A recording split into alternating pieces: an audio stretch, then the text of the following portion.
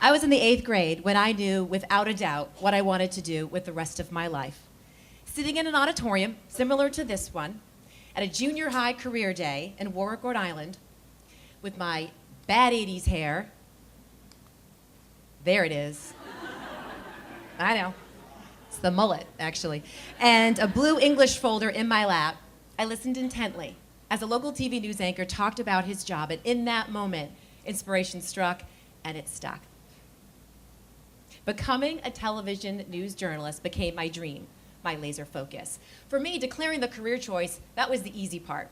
The path to get there, not so much. After high school, I was accepted into college.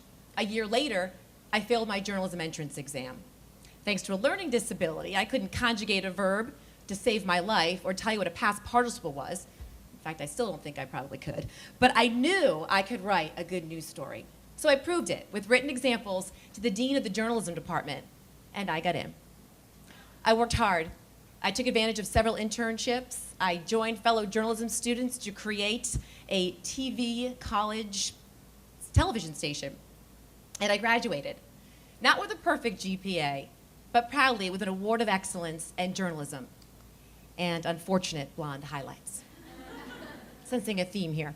With diploma in hand and armed with dozens of VHS resume tapes, I applied to reporter jobs all over the country, along with thousands of other people. TV news was and still is a highly competitive and subjective business where rejection reigns. Some of the reasons I was turned down for a job: I'm sorry, you're not a man. We need a man. You're not a man. I'm sorry, we have too many brunettes already. Speaking of hair, curls are unprofessional. But my favorite letdown was, I'm sorry, you smile too much. Yeah, the hits kept on coming, but I stayed in the fight. Because for me, there was no plan B or plan C. Hell or high water, I was going to become a broadcast journalist. And I did. I did. Eventually. I started at a small cable station in Fall River, Massachusetts. Then I went to Wausau, Wisconsin, and then Portland, Maine. And for more than a decade, I reported and anchored the news in Portland. And I had the greatest honor, the greatest privilege to tell people's stories. I was living my dream until the dream ditched me. It was last June.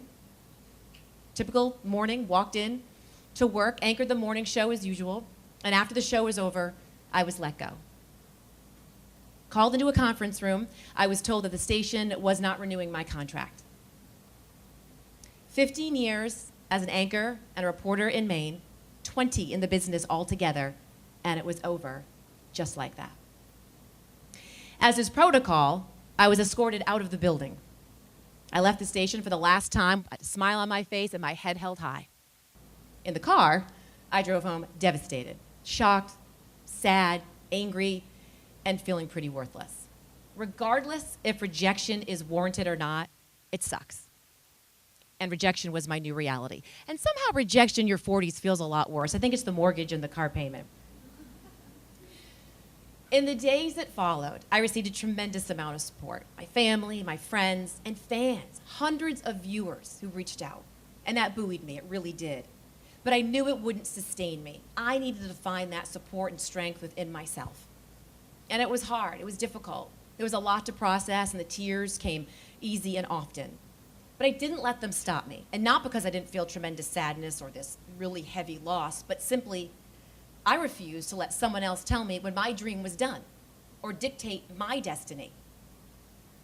My choices were limited. I had no intention of uprooting my family and moving out of state for another TV news job.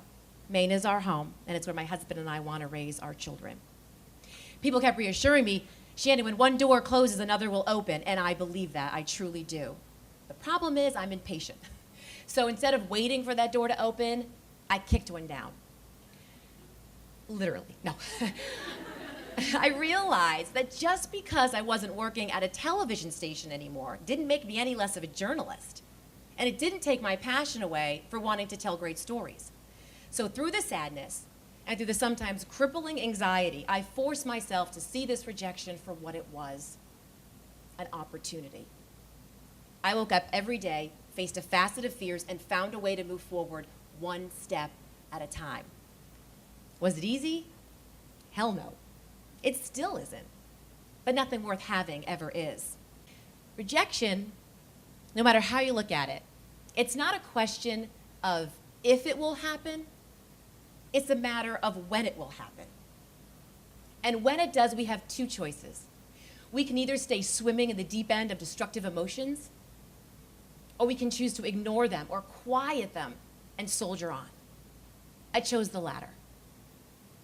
I surrounded myself with a fantastic support team. My husband, my sister, my parents, and friends. They became my safety net, my sounding board. The next step I took was realizing and shaping my idea. How could I create a show highlighting the incredible things Mainers do and make a living doing it? So I gathered that support group, as well as neighbors and former colleagues. And we had strategy meetings, whiteboard sessions. We talked about pros and cons. We threw out ideas, and we shared contacts. Then I reached out into the community, talked to business leaders, company leaders, some I didn't even know. I got feedback from them. We talked about feasibility. These may sound like simple steps, but they're steps. Steps that eventually led me to launching my own business, still doing what I love, but with a twist and on my terms. I was creating a local show highlighting what I think makes Maine, Maine. It's people. The storytelling, the interviewing, it's like home to me. It's what I know, it's what I love, it's what I've always done. The business side, every single step I took was foreign to me. I had to hire a web producer and a web developer, hire a production team, and then there's the whole small task of trying to fund it, right? Who's gonna pay for it? I'm not a salesperson. I never wanted to be, but now I'm calling up company executives, and we're talking about possible sponsorships and throwing business lingo around like Q1 and ROI. But I still have to think about what return on investment, right? Every day I would wake up, every morning, and I would feel sick, physically sick because of this daily dance outside my comfort zone. But funny enough, as emotionally exhausting and stressful as it is, that dance, working outside your comfort zone, that's the key to success. To have something you've never had before, you have to be willing to do something you've never done. I've always thought that the greatest risk is not taking one. I've always believed that. And I'm still knee-deep in risk. The show is in its infancy. We continue to make changes. Some days I'm taking 2 steps forward, other days I feel like I'm taking 3 steps back. But they're steps. They're action steps, proactively putting one foot in front of the other. Journeys are an interesting thing, and mine is just beginning again. You embark on one, and you never know where it's going to take you. You never know what sideways are going to pop up along the way. Just don't be afraid to grab your carry-on and take that trip, because it could lead you exactly where you want to go, or it could take you in an entirely new direction, one you never even thought of. I've discovered that detours can be a really cool thing. They can enhance the road you're already on, or they can forge a brand new one. I will never forget what happened last June, or how I felt. It's still raw. But I will also never forget what happened next. Rejection and failure are a part of life. Without them, how would we grow? How would we learn?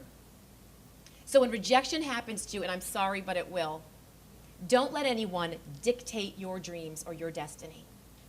Surround yourself with a great support team who says yes to your idea or your dreams. And don't wait for that next opportunity. Kick down that door and make one for yourself. The world is huge with infinite opportunities. So I want you to think of something right now. It could be something big, it could be something small, but a goal, a dream, something you've wanted to do. Identify it. And then I want you to leave here today and take the first step to making it happen. Make that phone call, send that email, have that conversation, but take the first step forward to living your dream. Thank you.